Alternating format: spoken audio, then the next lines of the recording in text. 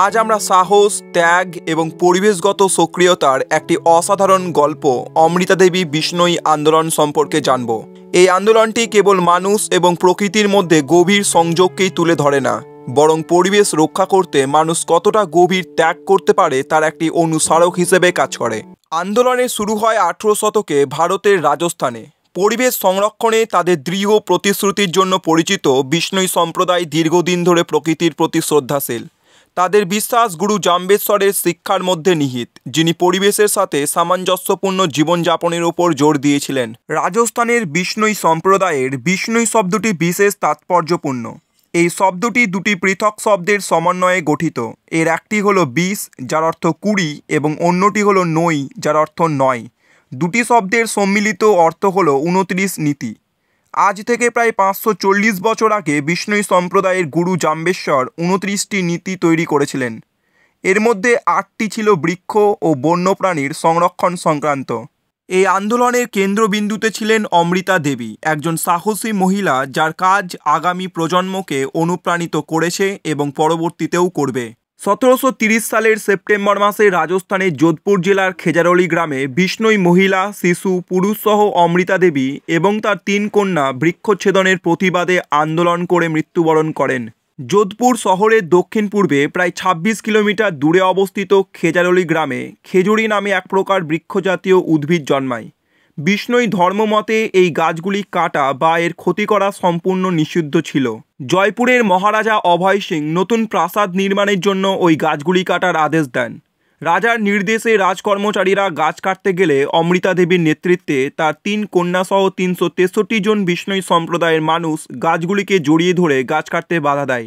রাজকর্মচারীরা বিভিন্নভাবে প্রলুব্ধ করলেও তারা এই আন্দোলন থেকে সরে আসেননি। পরিবর্তে আন্দোলন আরও জোরদার হয়।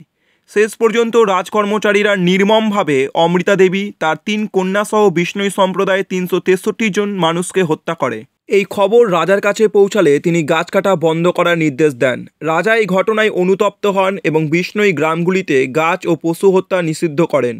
মৃত ব্যক্তিদের ওই স্থানেই কবর দেওয়া হয় এবং স্মৃতিস্তম্ভ নির্মাণ করা হয়।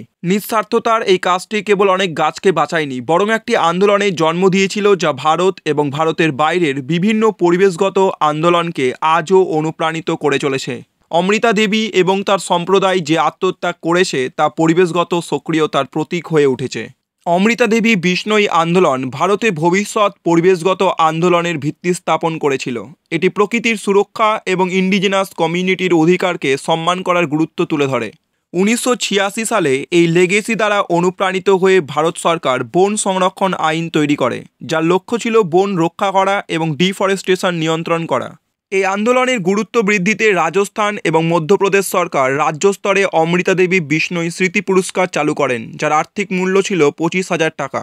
2013 সালে কেন্দ্রীয় সরকারের পরিবেশ ও বন মন্ত্রক এই পুরস্কারকে অমৃতা দেবী বিষ্ণোই জাতীয় পুরস্কারে উন্নীত করে এবং পুরস্কার মূল্য বৃদ্ধি করে 1 লক্ষ টাকা করা হয়।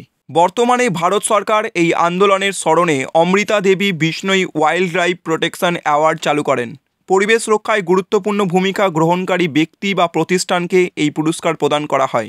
2013 সালে পরিবেশ ও বন মন্ত্রক বিষ্ণোইদের মৃত্যুর স্মরণে 11 সেপ্টেম্বর দিনটিকে জাতীয় বন শহীদ দিবস হিসেবে ঘোষণা করেন। আজ আমরা বিশ্বের বিভিন্ন পরিবেশগত আন্দোলনে অমৃতা দেবীর চেতনা দেখতে পাচ্ছি। তার গল্প আমাদের শেখায় যে প্রত্যেক ব্যক্তির মধ্যে একটি বিশেষ ক্ষমতা রয়েছে। আজ আমরা যখন বিভিন্ন পরিবেশগত চ্যালেঞ্জের মুখোমুখি হয়েছি, আসো আমরা তার সাহসিকতা এবং উৎসর্গকে স্মরণ করি। তোমরা যদি এই গল্পটিকে ইন্সপায়ারিং বলে মনে করো, তাহলে প্লিজ এই ভিডিওটিকে লাইক করো, চ্যানেলটি সাবস্ক্রাইব করো এবং এই আন্দোলন সম্পর্কে তোমাদের চিন্তাভাবনা নিচের কমেন্টে জানাও।